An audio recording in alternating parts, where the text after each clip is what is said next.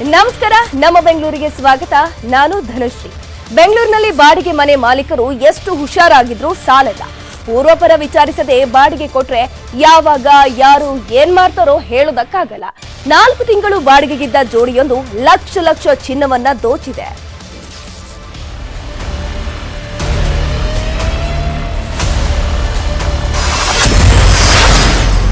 ಬಾಡಿಗೆಗೆ ಇದ್ದ ಮನೆಗೆ ಕನ್ನ ಹಾಕಿದ ಜೋಡಿ, ಹುಡುಗನಿಗಾಗಿ ಚಿನ್ನ ದೋಚಿದ ಕಿಲಾಡಿ ಚೋರಿ.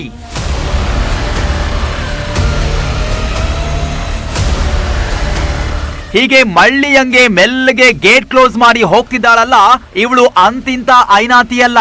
ಬಾಡಿಗೆಗೆ ಇದ್ದ ಮನೆಯಲ್ಲೇ 4 ಲಕ್ಷದ ಚಿನ್ನಾಭರಣ ಎಗರಿಸಿದ್ದಾಳೆ. ಹುಡುಗನಿಗಾಗಿ ಕಂಡೋರ ಮನೆಗೆ ಕನ್ನ ಹಾಕಿದವಳು ಈಗ ಕಂಬಿ ಹಿಂದೆ ಬಿದ್ದಿದ್ದಾಳೆ.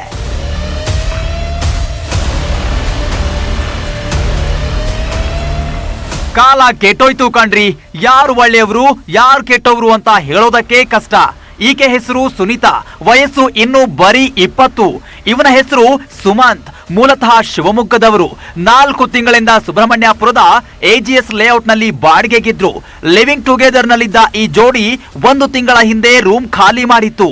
ರೂಮ್ ಖಾಲಿ ಮಾಡಿ ಹೋದವರು ಎಲ್ಲೋ ತಮ್ಮ ಪಾಡಿಗಿದ್ದಿದ್ರೆ ಇವತ್ತು ಸುದ್ದಿನೇ ಆಗ್ತಿರ್ಲಿಲ್ಲ.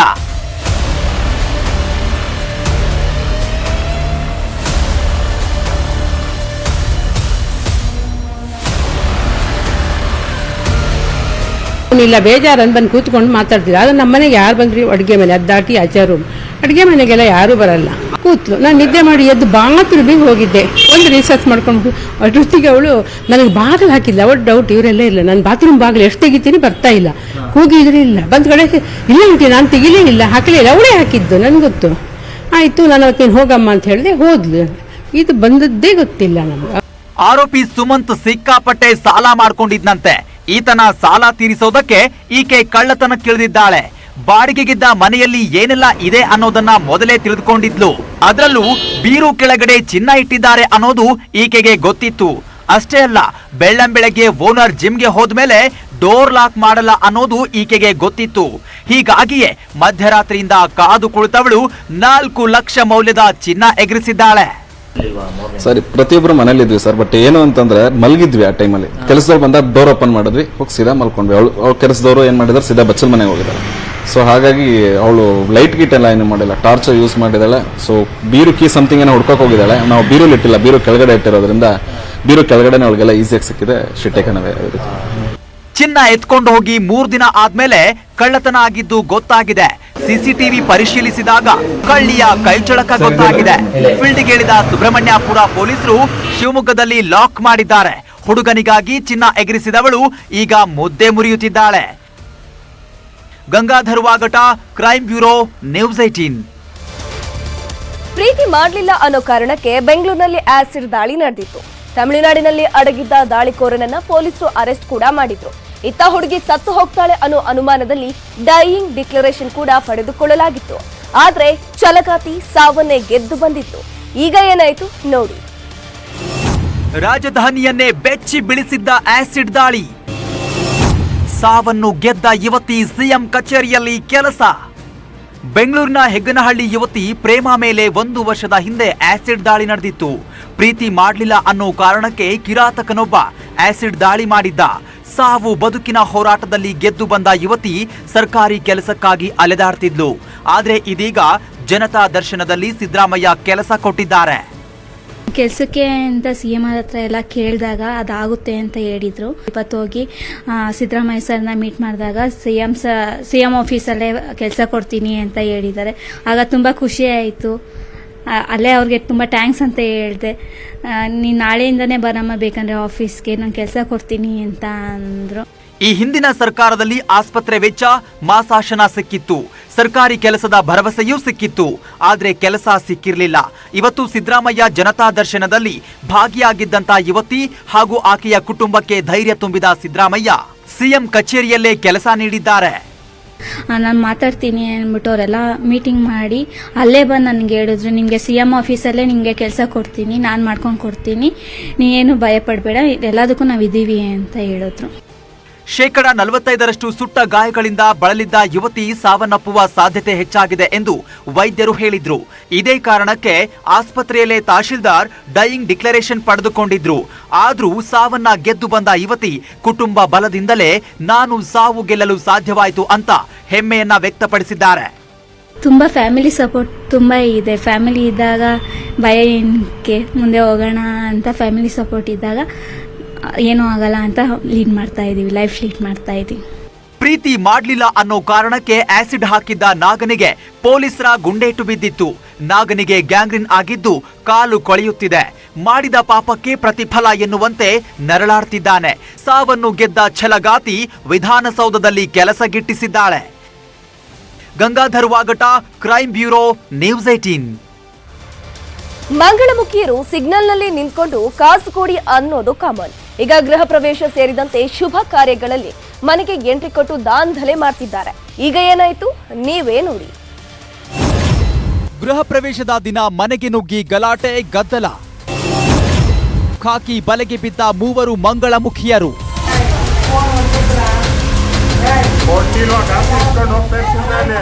ಮಂಗಳಮುಖಿಯರು ಅಂದ್ರೆ ಸಮಾಜ ಕೀಳಾಗಿ ನೋಡುತ್ತೆ ಅನ್ನೋ ಆರೋಪ ಇದೆ. ಆದ್ರೆ ಸಮಾಜದಲ್ಲಿ ಮಂಗಳಮುಖಿಯರು ನಡೆದುಕೊಳ್ತಾ ಇರೋ ರೀತಿಗಳು ಕೂಡ ಅಸಹ್ಯ ಮೂಡಿಸುವಂತಿದೆ. ಅಸಭ್ಯ ವರ್ತನೆಯಿಂದ ಕುಖ್ಯಾತಿ ಪಡೆಯುತ್ತಿದ್ದಾರೆ. ಇದೀಗ ಬೆಂಗಳೂರಿನ ವಯಾಲಿಕಾವಲ್ನ 3 ಮಂಗಳಮುಖಿಯರು ಜೈಲು ಸೇರಿದ್ದಾರೆ.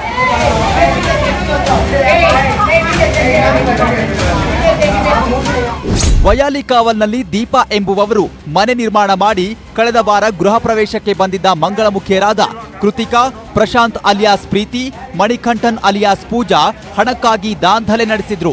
500 ರೂಪಾಯಿ ನೀಡಿದ್ದು ಸಾಕಾಗ್ಲಿಲ್ಲ.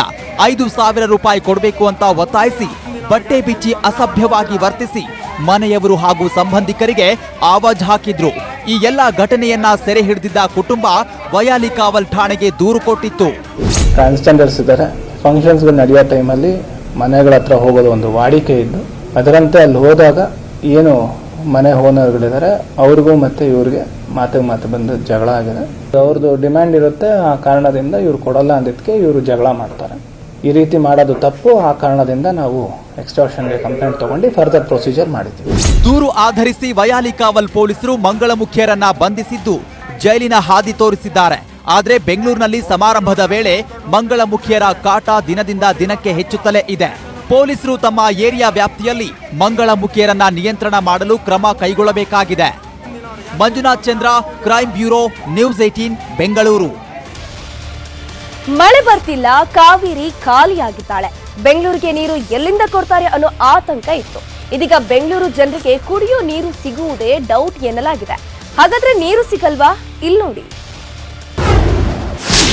ರಾಜಧಾನಿ ಬೆಂಗಳೂರಿಗೆ ಕಾವೇರಿ ನೀರಿನ ಅಭಾವ. ಕಾವೇರಿ ನದಿಯಲ್ಲಿ ದಿನೇ ದಿನೇ ನೀರಿನ ಮಟ್ಟ ಕುಸಿತ.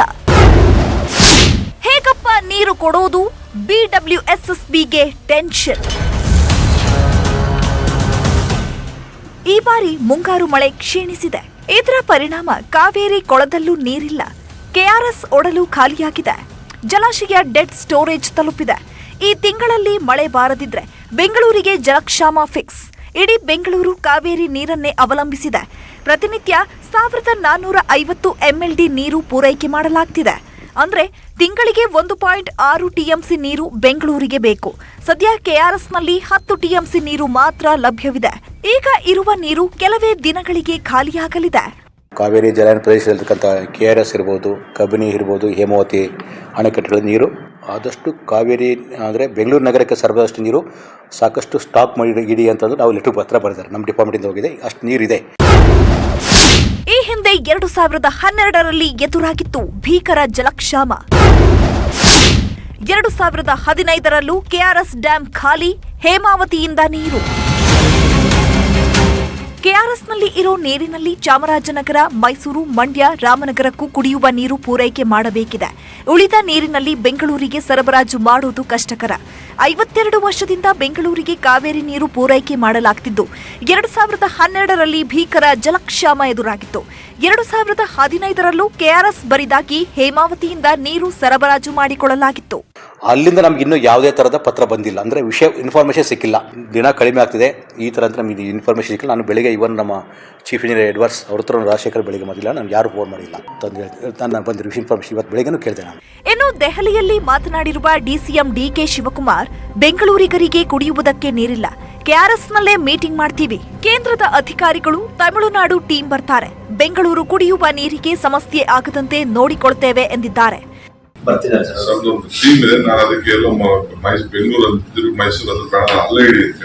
ಈ ವರ್ಷ ಉತ್ತಮ ಮಳೆ ಆಗದಿದ್ರೆ ಸಮಸ್ಯೆ ಕಟ್ಟಿಟ್ಟ ಬುತ್ತಿ. ಮಲೆನಾಡು ಭಾಗದಲ್ಲಿ ಮಳೆಯಾದ್ರೆ ಮಾತ್ರ ರಾಜಧಾನಿಯ ದಾಹ ನೀಗಲಿದೆ. ಶರಣು ಹಂಪಿ, ನ್ಯೂಸ್ 18. ಬಿಬಿಎಂಪಿ ಅಂದ್ರೆ ಬ್ರಹ್ಮಾಂಡ ಭ್ರಷ್ಟಾಚಾರ. ಇಲ್ಲಿಯ ಅಧಿಕಾರಿಗಳು ನಿರ್ಲಕ್ಷ್ಯಕ್ಕೆ ಬಸ್ ನಿಲ್ದಾಣ ಜಾಹೀರಾತಿನಲ್ಲಿ ಕೋಟ್ಯಾಂತರ ರೂಪಾಯಿ ಗುಳುಂ ಆಗಿದೆ ಅನ್ನೋ ಆರೋಪ ಕೇಳಿ ಬಂದಿದೆ. ಆರೋಪ ಮಾಡಿದ್ದು ಯಾರು, ಏನಿದು ಸ್ಟೋರಿ, ನೀವೇ ನೋಡಿ.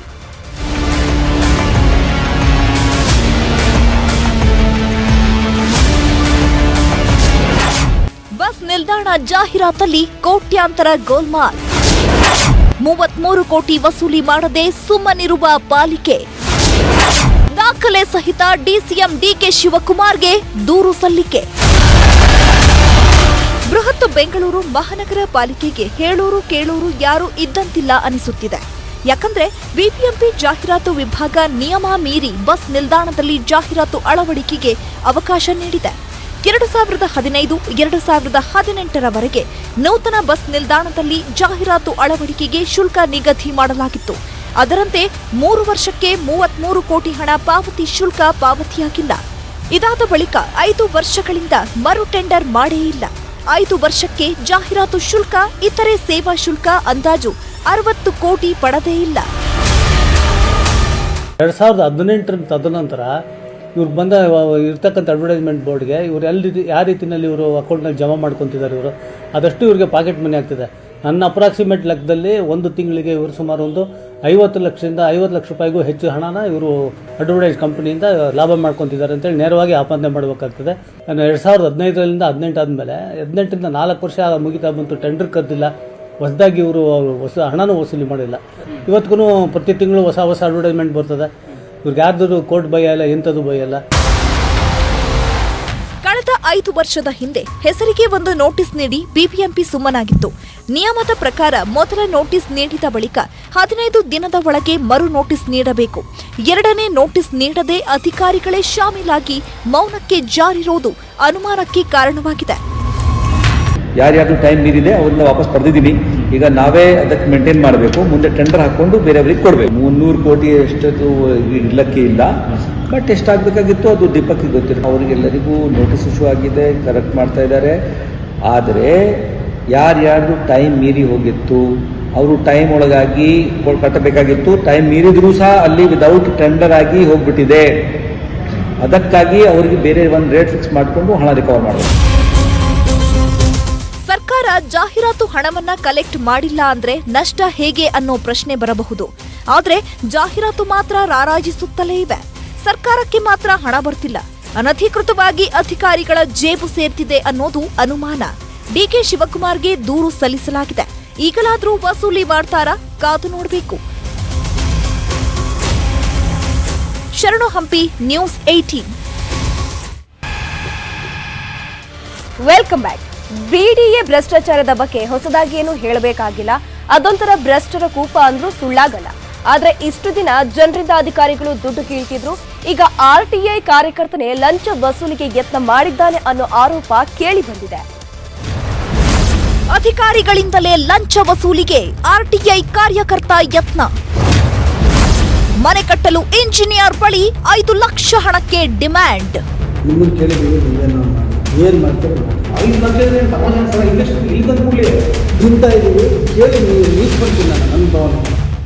ಬಿಡಿಎ ಅಂದಮೇಲೆ ಅಲ್ಲಿ ಲಂಚದ ವಿಚಾರವೇನು ಹೊಸತೇನಲ್ಲ.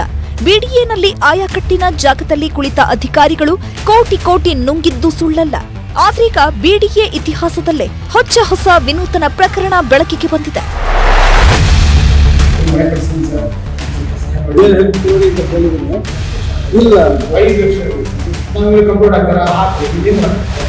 ಈ ವಿಡಿಯೋದಲ್ಲಿ ನಡೆಯುವ ಸಂಭಾಷಣೆ ಒಮ್ಮೆ ಕೇಳಿಸಿಕೊಳ್ಳಿ.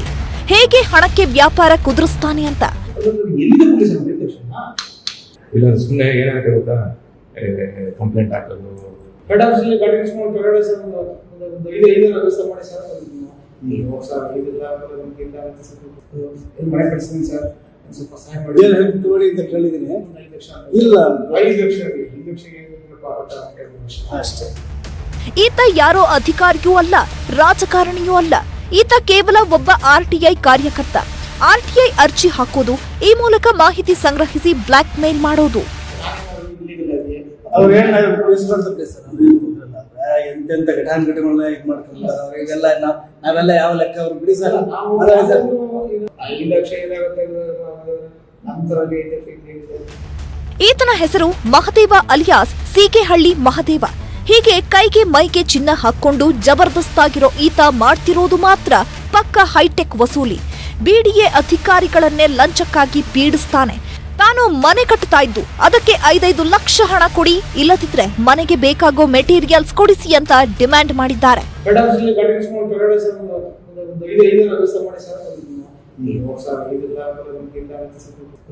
ಮನೆ ಕಳಿಸ್ತೀನಿ ಸರ್, ಸ್ವಲ್ಪ ಸಹಾಯ ಮಾಡಿ ಹೆಲ್ಪ್ ತಗೊಳ್ಳಿ ಅಂತ ಕೇಳಿದ್ದೀನಿ. 5 ಲಕ್ಷ ಇಲ್ಲ 5 ಲಕ್ಷ ಅಷ್ಟೇ. ಅಧಿಕಾರಿಗಳಿಗೆ ಬೆದರಿಕೆ ಹಾಕಿರೋದು, ಕರ್ತವ್ಯ ನಿರತ ಅಧಿಕಾರಿಗಳಿಗೆ ಅಡ್ಡಿಯಾದ ಬಗ್ಗೆಯೂ ದೂರು ದಾಖಲಾಗಿದೆ. ಅಧಿಕಾರಿಗಳನ್ನೇ ಬೆದರಿಸಿ ಹೆದರಿಸಿ ಹಣ ವಸೂಲಿ ಮಾಡ್ತಿದ್ದಾರೆ ಅಂದ್ರೆ BDA ವ್ಯವಸ್ಥೆ ಎಷ್ಟು ಕೆಟ್ಟೋಗಿರ್ಬೇಕು ಅಲ್ವಾ. ಆಶಿಕ್ ಮುಲ್ಕಿ, ನ್ಯೂಸ್ 18 ಬೆಂಗಳೂರು. ಜೂನ್ 21ರಂದು BBMP ನೀರುಗಾಲುವೆ ವಿಭಾಗದ ಚೀಫ್ ಇಂಜಿನಿಯರ್ ಅವರನ್ನ ವರ್ಗ ಮಾಡುವಂತೆ ಸಿಎಂ ಸಿದ್ದರಾಮಯ್ಯ ಪತ್ರದ ಮೂಲಕ ಸೂಚನೆಯನ್ನ ಕೊಟ್ಟಿತ್ತು. ಆದರೆ 1 ವಾರವಾದರೂ ಸಿಎಂ ಸೂಚನೆಗೆ ಕ್ಯಾರೈ ಎನ್ನದ BBMP ಅಧಿಕಾರಿಗಳು ಮೌನಕ್ಕೆ ಶರಣಾಗಿದ್ರು.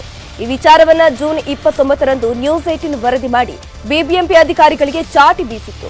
ನ್ಯೂಸ್ 18 ವರದಿ ಪ್ರಸಾರವಾಗ್ತಿದ್ದಂತೆ ನೀರುಗಾಲುವೆ chief engineer Basavaraj R Kabade ಅವರನ್ನ ಹೊಣೆಯಿಂದ ಮುಕ್ತಗೊಳಿಸಿ BBMP ಚೀಫ್ ಕಮಿಷನರ್ ಆದೇಶವನ್ನ ಮಾಡಿದ್ದಾರೆ. ನೀರುಗಾಲುವೆ ಇಂಜಿನಿಯರ್ ಹುದ್ದೆಯಿಂದ ಬಸವರಾಜ್ ಆರ್ ಕಬಾಡೆ ಕೆಳಗಿಳಿಸಿ ಆ ಜವಾಬ್ದಾರಿಯನ್ನ ಇಂಜಿನಿಯರ್ ಇನ್ ಚೀಫ್ ಪ್ರಹ್ಲಾದ್ಗೆ ನೀಡಲಾಗಿದೆ. ಇದು ನ್ಯೂಸ್ 18 ವರದಿಯ ಬಿಗ್ ಇಂಪ್ಯಾಕ್ಟ್ ಆಗಿದೆ.